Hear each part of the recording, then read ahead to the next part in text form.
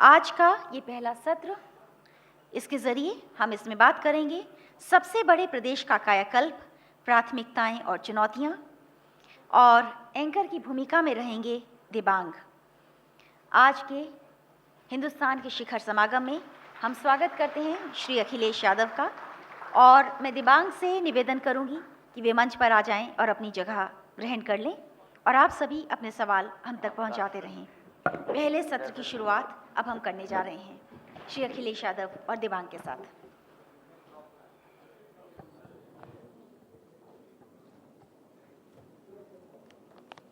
नमस्कार, मैं हूं दिबांग।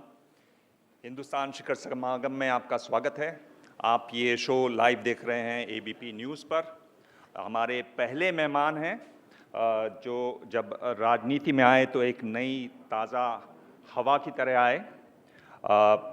इनकी पार्टी समाजवादी पार्टी में जो एक ठहराव सा आ गया था, उसमें ये एक नई उम्मीद की तरह से आए, और चूँकि बहुत शालीन हैं इसलिए ये उम्मीदें और भी ज़्यादा बढ़ीं।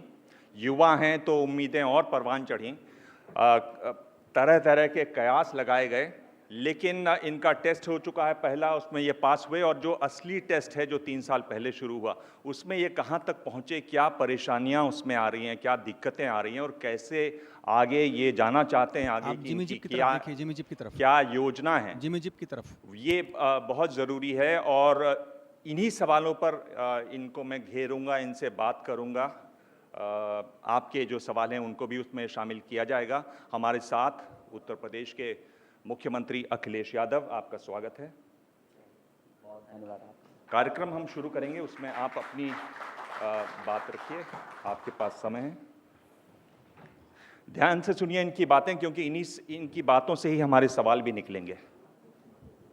दिबांग जी और यहाँ पर उपस्थित लखनऊ और उत्तर प्रदेश के सभी मानव, मैं सबसे पहले तो हिंदुस्तान अखबार का और उनके तमाम सहयोगी साथियों का मैं धन्यवाद दूंगा कि जहां देश की आबादी लगातार बढ़ रही है, 125 करोड़ लोगों का भविष्य, और वहीं आबादी का सबसे बड़ा प्रदेश जो उत्तर प्रदेश है, अगर कोई ये कहे कि देश को तरक्की के रास्ते और खुशहाली के रास्ते पर ले जाना है और उत्तर प्रदेश पीछे रह जाए, तो मैं समझता हूँ वो परछाई देश पे ठीक सी नहीं होगी।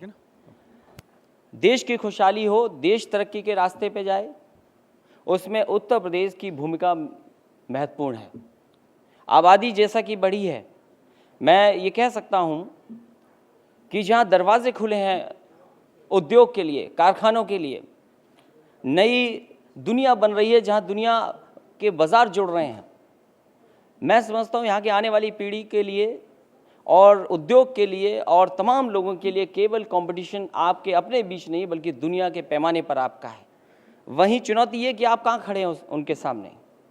जहाँ बात ये हो कि सेंसेक्स बढ़ रहा है, सेंसेक्स नीचे जा रहा है, बहस इस बात की भी है कि इंडस्ट्रियलाइजेशन किस दिशा में जाए, बहस इस बात की भी है कि पर्यावरण बचेगा कि नहीं बचेगा। वहीं जो पॉलिटिकल पार्टीज़ हैं, राजनीतिक दल हैं, उनकी एक अपनी विचारधारा, एक अपना रास्ता है। मैं जिस पार्टी का हूँ, मेरा रास्ता साफ है, एक सेकुलर और समाजवादी रास्ता ही देश की तरक्की के लिए और देश को तरक्की में ले जाने का काम करेगा। जो जिम्मेदारी मुझे मिली, क्योंकि हर प्रदेश में एक मुख्यमंत्री है, हो सकता है देश के अगर पूरे नक्शे को देखें, हर नक्शे पे आप देखेंगे कहीं कांग्रेस की सरकार है, कहीं बीजेपी की सरकार है, समाजवादियों की सरकार है। जो काम इतने कम समय में करने का काम मुझे मौका मिला, मैं ये कह सकता हूँ आज कि देश का सबसे बड़ा access control expressway 6 lane expandable to 8 lane और लैंड एक्वायर कर करके अगर किसी ने बनाया तो उत्तर प्रदेश ने, समाजवादी सरकार ने बनाकर को ज़मीन पर उतारने का काम किया। वहीं मैं ये कह सकता हूँ, मैं अपने तमाम एमडी और तमाम लोगों को बधाई दूंगा। चीफ सेक्रेटरी को उस समय जब जयपुर की मेट्रो का उद्घाटन हुआ और हमारे अधिकारियों ने कहा कि अगर जयपुर 5 साल में अपनी मेट्रो बना सकता है तो उत्तर प्रदेश की सरकार 2.5 साल में मेट्रो खड़ी कर देगी। और केवल एक जगह नहीं, देश में तमाम प्रदेश हैं, कई प्रदेश ऐसे हैं जो सोच नहीं सकते, क्योंकि आबादी के हिसाब से, मापदंड के हिसाब से वो खरे नहीं उतरते, मेट्रो नहीं बन रही उनके शहरों में। कई प्रदेश ऐसे हैं जहाँ पूरे के पूरे प्रदेश में एक मेट्रो नहीं बन रही। ये प्रदेश वो है जहाँ 3 जगह ज़मीन पे दिखाई दे रही है, वहीं 4 शहर ऐसे हैं जहाँ पर हम डीपीआर की तैयारी करें, क्योंकि आबादी में बहुत बड़ा प्रदेश है। अगर प्रदेश को हम देखें, क्योंकि बहुत सारे लोग यहाँ जो बैठे हैं वो हर ज़िले के लोग हैं, ये उत्तर प्रदेश हर ज़िले में एक अपनी इकोनॉमी रखता है, हर ज़िले में एक अपने आप में एक उद्योग है। और सरकार बनने के बाद कोशिश की है, जहाँ इलेक्शन मैनिफेस्टो हमारा था, उस इलेक्शन मैनिफेस्टो को बजट के माध्यम से, पॉलिसी के माध्यम से ज़मीन पर कैसे उतारें। वहीं जो चुनौतियाँ थीं, क्योंकि जो बिगड़ी हुई व्यवस्था थी, जो पैसा दूसरी दिशा में जा रहा था, अगर मैं कहूँ कि आज मैंने पार्क बनाया, लैपटॉप बांटा है, कहीं संतुलन बनाने का काम किया है, अगर एक्सप्रेस वे बनाया तो एक्सप्रेस वे के किनारे हम कोई बिल्डर्स को ज़मीन नहीं दे रहे हैं। अगर बिल्डर्स अपने आप ज़मीन लेकर के कोई काम करना चाहते हैं, उनका सहयोग हम करेंगे। वहीं अगर हमने लैपटॉप बांटा है तो कोई ये नहीं कह सकता कि ग्रामीण जो गांव में रहने वाले लोग हैं उनके लिए योजना नहीं बनाई।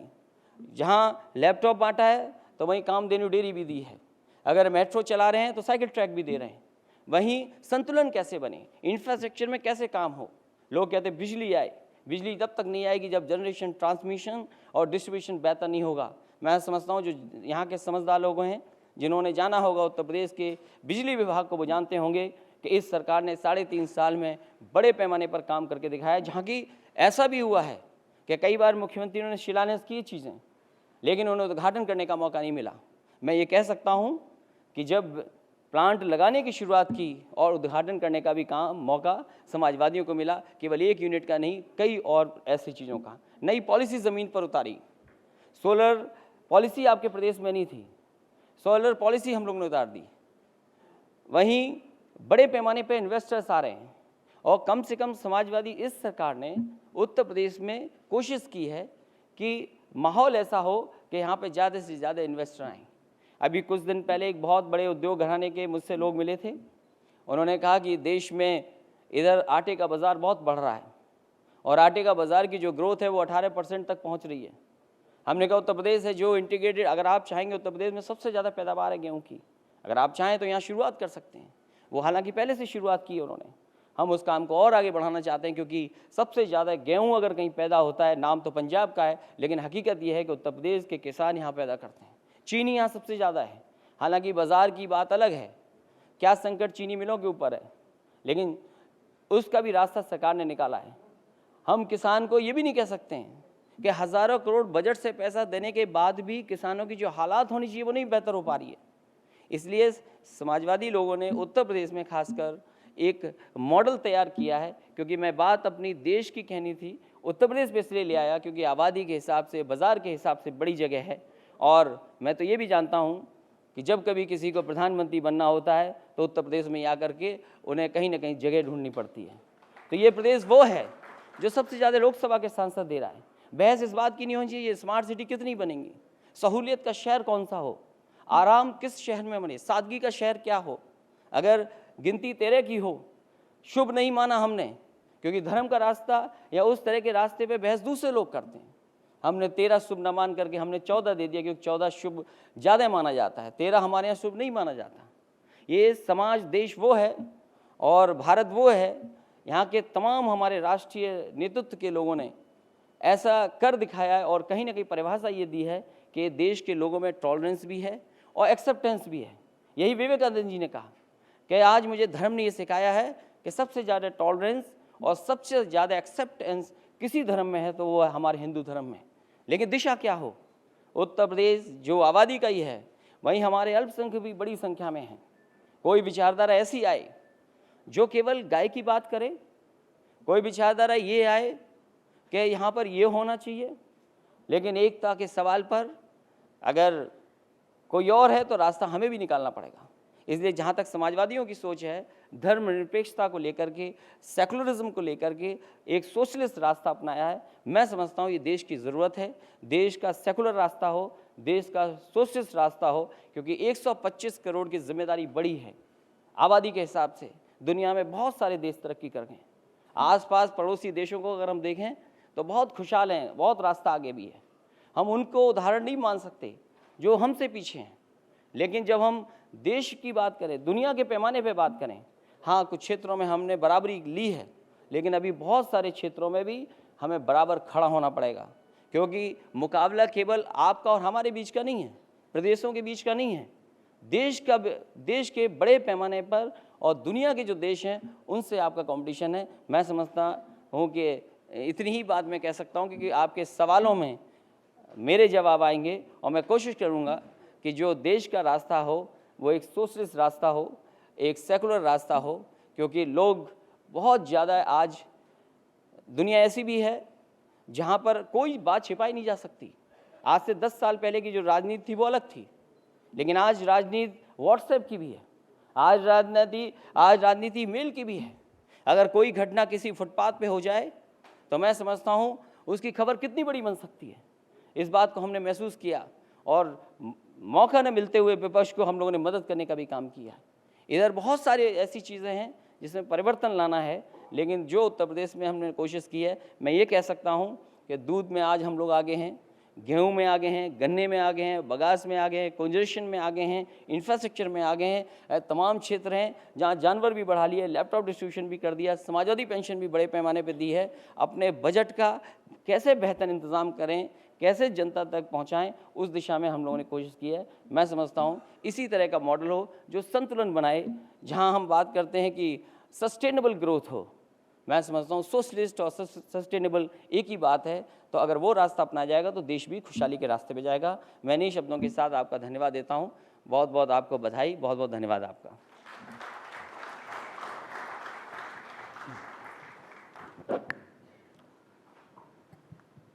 मुझे बड़ा मोह है एक पत्रकार के रूप में ये पूछने की, जिन सवालों पर आज बहुत ज़्यादा चर्चा है उस पर मैं आपसे पहला सवाल पूछूं, और जो सबसे ज़्यादा चर्चा में है बिहार में चुनाव है इसलिए और भी ज़्यादा कि रिजर्वेशन पर आपको क्या कहना है, पर मैं वो सवाल अभी रोक रहा हूं। मैं आपने जो बात कही उसी को आगे लेता हूं। आपको क्या लगता है कि ये भाव है कि कहीं ना कहीं समाजवादी पार्टी जिसका सिंबल साइकिल है वो पिछले 3 सालों में उतना नहीं दौड़ पाई जितना उसको दौड़ना था, और अब कोशिश की जा रही है कि भाई उसको मोटरसाइकिल बनाया जाए, उसमें तेज़ी लाई जाए। मैं आपसे पूछ रहा हूं कि 3 बड़ी चीज़ें कौन सी आप ऐसी करना चाहेंगे अगले चुनावों में उतरने से पहले? जो महत्वपूर्ण सवाल आपने छोड़ दिया, हालांकि बहस उस बात पे है, लेकिन जहाँ तक उत्तर प्रदेश, मैं ये कहूँगा कि मैनिफेस्टो जो समाजवादियों का था उसको मैंने लागू किया है। देश को ज़रूरत है आज बेहतर इंफ्रास्ट्रक्चर की, वर्ल्ड क्लास इंफ्रास्ट्रक्चर की, और उत्तर प्रदेश एक उदाहरण पेश किया है कि कैसे कम समय में ज़मीन ली जाए, किसानों को बिना नाराज़ किए हुए, बिना लाठी चलाए हुए, उनकी सहमति से। और मैं ये कह सकता हूँ कि जो एक्सप्रेसवे बन रहा है, जो लखनऊ और आगरा को जोड़ देगा, फाइनली वो दिल्ली को जोड़ेगा, जो हमारी सोच है, जो हमारा मानना है कि if you can double the speed you will triple the economy, तो ये रफ्तार हम लोगों ने बढ़ाने की कोशिश की है। वहीं बिजली के क्षेत्र में भी देश के पैमाने पर मैं समझता हूँ पहला जिम्मेदारी होनी चाहिए इंफ्रास्ट्रक्चर। मैं बहुत स्पेसिफिक पर हूँ क्योंकि आप मुख्यमंत्री रहे 3 साल में, आप बहुत लंबा भाषण दे देंगे, मेरे पास समय बहुत कम है। आपने एक बात की दिल्ली लखनऊ को आगरा से जोड़ने की, क्या उसका टारगेट 2017 नहीं है? क्या आपके पास ये जो योजना है 11,000 करोड़, क्या आपके पास पैसा है? और आपने ये जो इस बार कोशिश की है कि अलग अलग हिस्सों को अलग अलग कंपनियों को दे दिया है, क्या वो काम आ रहा है? क्या उसमें आपने अभी जो अपने जो सड़क मंत्री है क्या उनसे सीखा है? क्यों ये महाराष्ट्र में पहले कर चुके हैं गडकरी जी?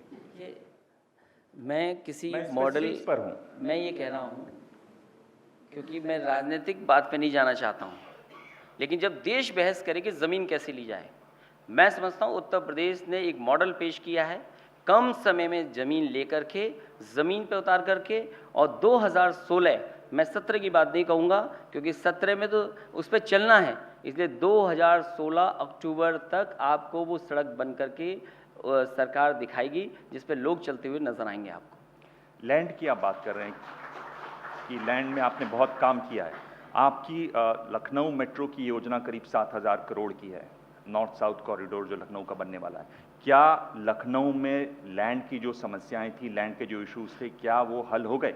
देखिए, मेट्रो हमारे अधिकारी जानते हैं, हमारी सरकार के वरिष्ठ अधिकारी जानते हैं और उनको सरकार की नीयत और मंशा का पूरा पता था।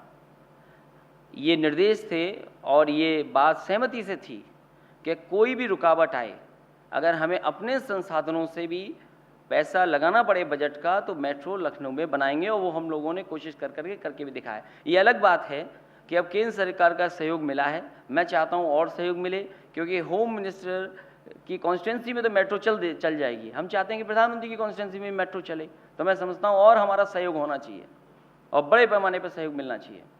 मैं ज़मीन का एक इशू नहीं आया है, कोशिश की है, रिजॉल्व किया है बातचीत करके। और सबसे बड़ा सवाल ये है कि आप किसी को धोखा दे करके कुछ बनाना चाहेंगे।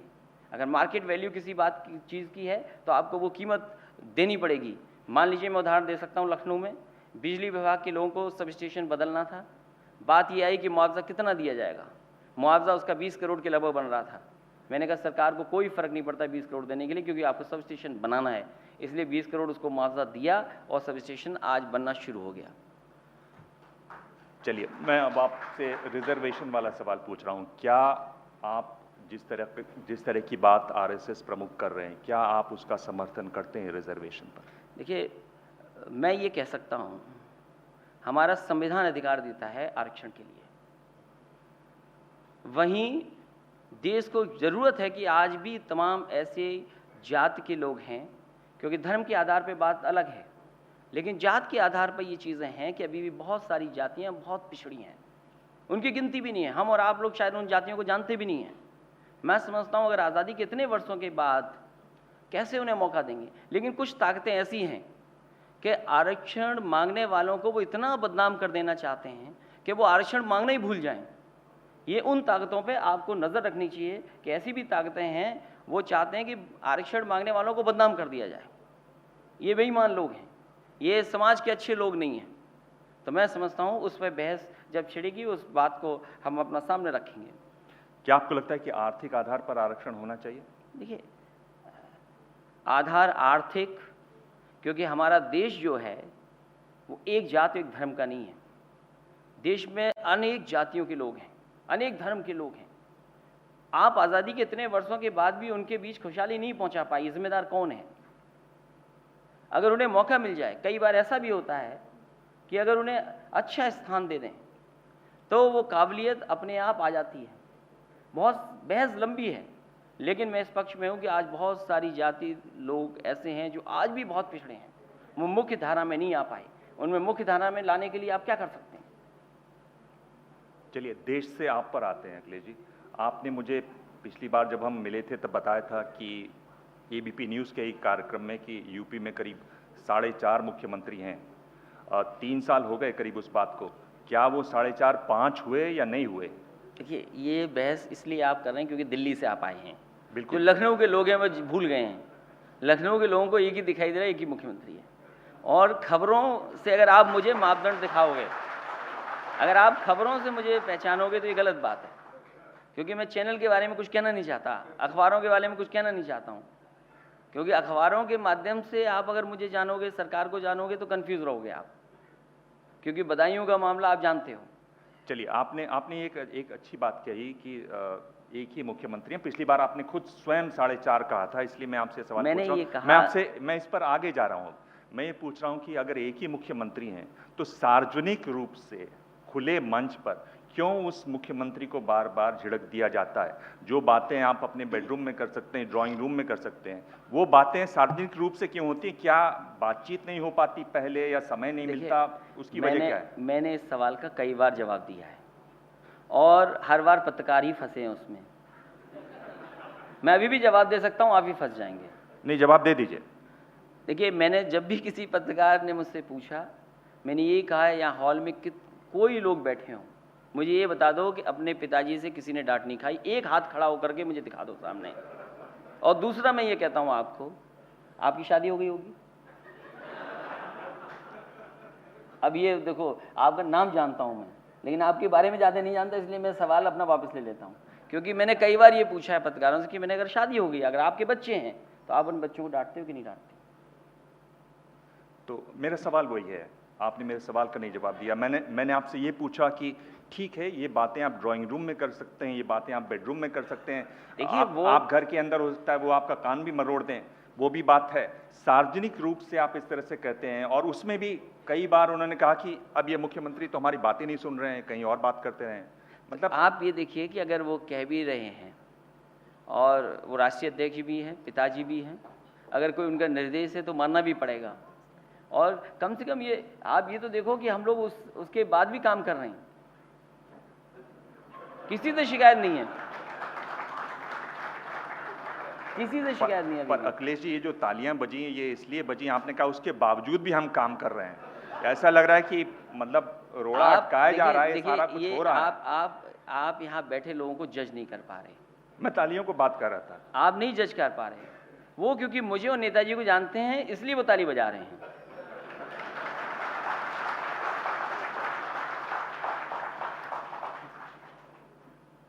एक ये सवाल दिल्ली से साफ दिखाई देता है, और दिल्ली से चूंकि हम लोग पूरा देश देखते रहते हैं इसलिए और भी साफ दिखाई देता है। यहाँ आते हैं राज्य की राजधानी में तो उसकी डिटेलिंग आ जाती है, उसमें नए एलिमेंट्स आ जाते हैं। सवाल ये है अखिलेश जी कि क्या वजह है कि आप समाजवादी पार्टी और बहुजन समाज पार्टी हाथ नहीं मिला लेते बीजेपी से लड़ने के लिए? आप बार बार कह चुके हैं कि ये मेरी बुआ हैं, क्यों नहीं आप उनसे हाथ मिलाते? क्या इस पर आपने सोचा है कभी? और बुआ की इस समय हालत भी खराब है तो आपको बातचीत करने में भी आसानी होगी। देखिए, मैं एक दिन बुआ ने और जिनके पूर्व मुख्यमंत्री बनी उनको मैं बुआ इसलिए कहता हूँ, आप और जितने भी हॉल में बैठे लोग हैं सब बहन जी उनको बोलते हैं, तो मैं उसी सम्मान से उन्हें बुआ कहता हूँ। जहाँ तक राजनीतिक सवाल है, समाजवादी लोगों ने काम इतना किया है और हमारा संगठन और नौजवानों को जोड़ने का काम जो हुआ है वो सफल हुए हैं। उसमें मैं समझता हूँ हमारा यही संगठन और यही काम जब जनता तुलना करेगी कि कौन सी सरकार ने बेहतर काम किया है, क्योंकि जनता को तीनों सरकारों का तुलना करने का मौका मिलेगा, आने वाले समय में मौका मिल सकता है। मान लीजिए बहुजन समाज पार्टी है, उसने क्या काम किया है आप बगल में देख लीजिए। जो हाथी बैठे हैं वो बैठे ही हैं, खड़े हैं वो खड़े ही हैं, आज तक बैठे वाले खड़े नहीं हुए। और जहाँ बीजेपी की बात है उनकी केंद्र में सरकार है, जनता को तुलना करने का मौका मिलेगा। मैं लखनऊ में बता सकता हूँ, यूपी में बता सकता हूँ मैंने क्या काम किए। मैं इंटरनेशनल स्टेडियम में आ रहा है, वर्ल्ड क्लास कैंसर इंस्टीट्यूट यहाँ आ रही है, आपके एक्सप्रेस वे बना रहे हैं, आपके मान लीजिए तमाम मेट्रो के प्रोजेक्ट चल रहे हैं। आपका कोई शहर ऐसा नहीं है जिसमें समाजवादी सरकार में काम ना हो रहा हो।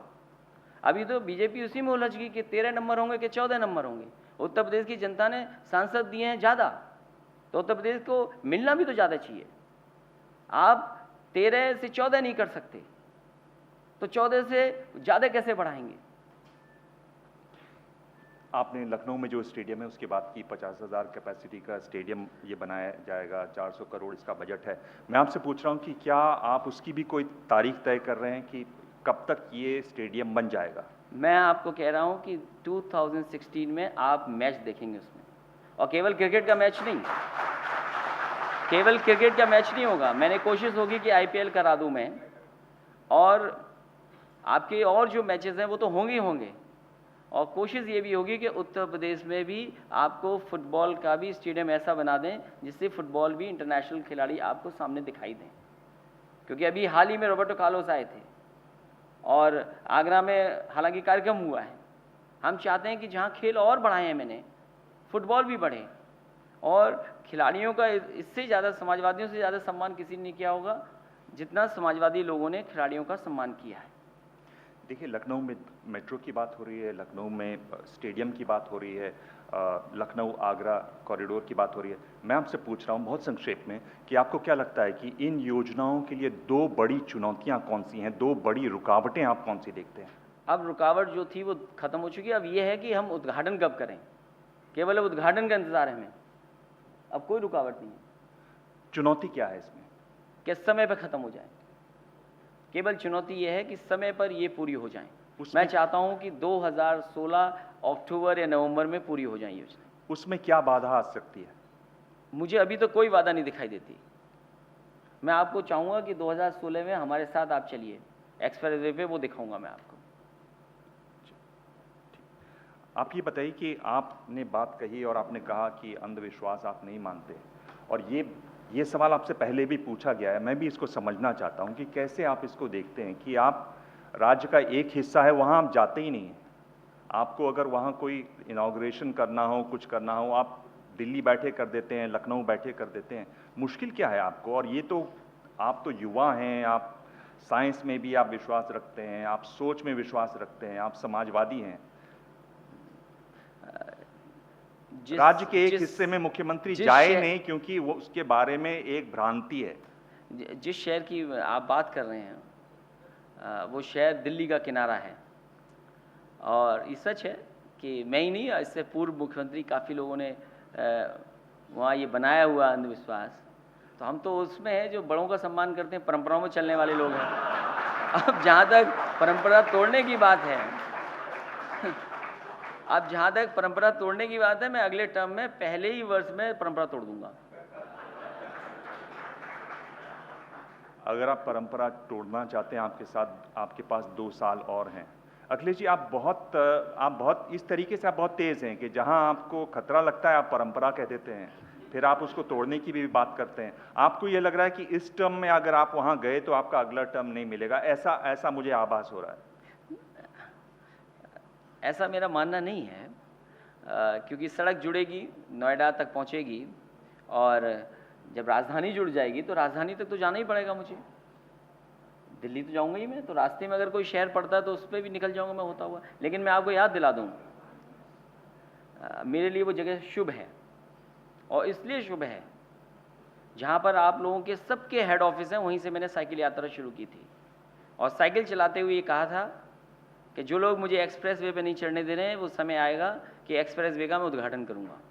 और बात सही हुई, जिन लोगों ने मेरी साइकिल नहीं चलने दी एक्सप्रेस वे पर, और सरकार समाजवादियों की बन गई, तो उस एक्सप्रेस वे का उद्घाटन भी मैंने ही किया है।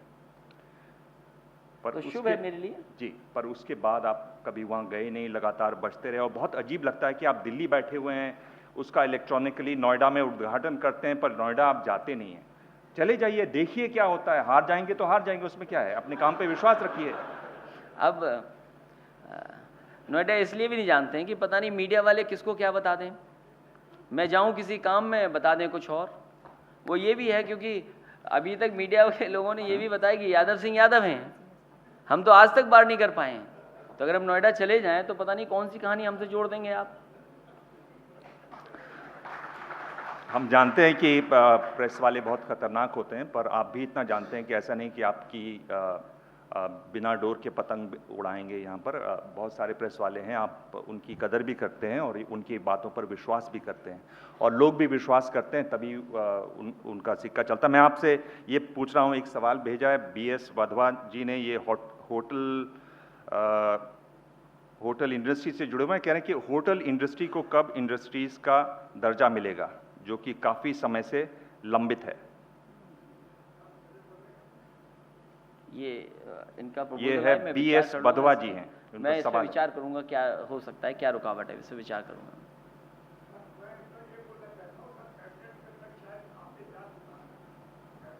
क्या इस पर बातचीत चल रही है?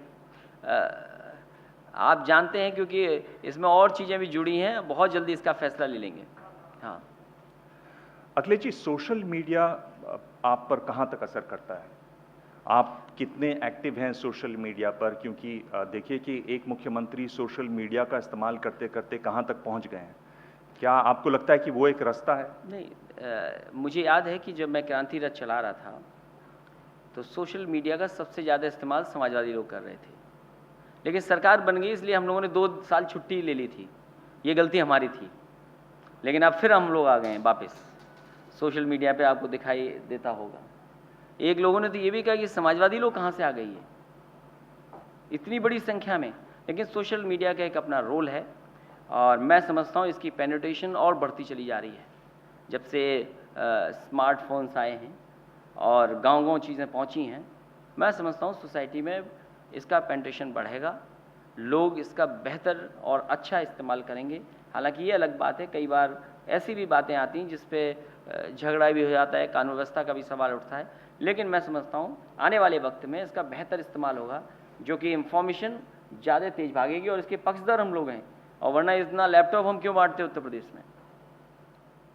लैपटॉप तो बांटते हैं, पर पता नहीं उसको चार्ज करने के लिए बिजली होती है कि नहीं, पता नहीं उसके लिए इंटरनेट। पर मैं उस सवाल पे नहीं जा रहा हूँ। मैं जवाब दे दूं आपको। मैं आपसे दूसरी, क्योंकि आपने जवाब पूछा, जवाब तो सुनिए पहले जी, बहुत संक्षेप में, बिल्कुल एकदम जी। आपको यूपी कम आते हो, आपको ज़्यादा आना चाहिए। ये जितने लोग हैं ये बैठे हैं वो जानते हैं कि यूपी में अगर मोबाइल चार्ज करना पड़े तो यहाँ के लोग ट्रैक्टर से भी मोबाइल चार्ज कर लेते हैं। चलिए, मतलब यूपी की हालत, दूसरी बात मुख्यमंत्री जी आप ये कह रहे हैं कि यूपी की हालत ये है कि यहाँ पर लोग ट्रैक्टर से मोबाइल फोन चार्ज करते हैं। अब आप दूसरी बात भी सुन लीजिए।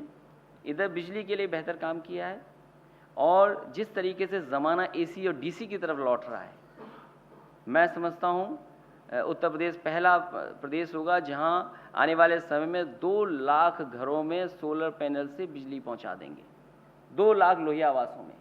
और बिजली का जो हमने कहा है कि शहरों को 22 से लेकर के 24 घंटे, और कोशिश होगी कि गाँव में 14-16 घंटे पहुँच जाएँ। उसमें ही कई बार लोग अपना इस्तेमाल बेहतर कर लेते हैं। मुख्यमंत्री जी ये बताइए कि ऐसा क्या जादू किया आपने प्रधानमंत्री पर कि वो अब आपके पिताजी की, आपकी तारीफ कर रहे हैं? ये कैसे हो गया कि बीजेपी वाले समाजवादियों की तारीफ कर रहे हैं? देखिए, अगर जहाँ तक मेरे व्यक्तिगत सवाल जो आपने मुझसे पूछा है, मुझे लगता है बहुत बड़ी राजनीति है ये कोई, उससे हम लोगों को सावधान रहना पड़ेगा। और क्योंकि प्रधानमंत्री जी ने की है तारीफ तो अच्छी बात है, लेकिन सावधान रहना पड़ेगा। अभी हम तो इस इंतजार में हैं। आप जो सावधान अभी तो हम इसलिए इंतजार में हूँ, क्या उसमें आपको दिखाई दे रहा है? अभी तो मैं इस इंतजार में हूँ कि अभी अमेरिका दौरे पर हैं, क्योंकि बड़े पैमाने पे उन्होंने ऑर्डर हेलीकॉप्टर का दिया है, तो एक गिफ्ट यूएस को दी है। मैं समझता हूँ यूएस वाले भी कुछ गिफ्ट, रिटर्न गिफ्ट देंगे, तो वो उसका इंतजार हम कर रहे हैं अभी तो। पर आपको क्या लगता है कि क्या सावधान रहने की जरूरत आपको क्यों लग रही है इसमें? ये मेरा मानना है, इसीलिए मैंने जवाब देते हुए कहा कि मेरी व्यक्तिगत बात है, क्योंकि नेताजी वरिष्ठ नेता हैं, प्रधानमंत्री जी देश के प्रधानमंत्री हैं, वो समाजवादी पार्टी का नेतृत्व कर रहे हैं। कई ऐसे भी सवाल आते हैं जहां पर आपको विपक्ष के साथ फ्लोर कोऑर्डिनेशन भी करना होता है, विपक्ष का भी साथ लेना पड़ता है। मान लीजिए मैं यहाँ पर हूँ, विधानसभा में तो मेरी बहुमत है मेरे पास, लेकिन अपर हाउस में मेरे पास बहुमत नहीं है। कई देश के ऐसे सवाल आते हैं जिस पे सभी के सभी को साथ देना पड़ता है, इसलिए मुद्दे अलग हों और दूसरी बात अलग हो। लोग मुद्दे की जगह राजनीति को न समझें, क्योंकि उसका प्रचार अलग तरह से जनता में किया जाता है। तो विचारधाराएं हमारी अलग हैं, मुद्दे एक हो सकते हैं, लेकिन विचारधाराएं दोनों अलग हैं। इसलिए मैंने कहा सावधान होना भी ज़रूरी है राजनीति में। अखिलेश जी बहुत बहुत धन्यवाद, आपने सभी सवालों के जवाब दिए और आपने अपनी बातें रखी और आपने बहुत सारे टारगेट्स दिए हुए हैं। और ये भी मैं बता दूं कि ये जो तारीफ कर रहे हैं इस पर भी सबकी नज़र जरूर रहेगी। धन्यवाद। इस दिलचस्प सत्र के लिए हम अखिलेश यादव जी के आभारी हैं। मैं अब मंच पर आमंत्रित करना चाहूँगी श्री राजीव वर्मा। सर, आपकी अभी 1 मिनट के लिए आपकी अभी ज़रूरत है। Shri Rajiv Verma, chief executive officer HT media limited, की इस सत्र के लिए श्री अखिलेश यादव को एक मोमेंटो प्रस्तुत किया जाए और इसके साथ एक दिलचस्प तोहफा भी। दिबांग, हम आपके भी आभारी हैं। आज का ये पहला सत्र यहीं पर समाप्त होता है। श्री अखिलेश यादव को हमारा आभार।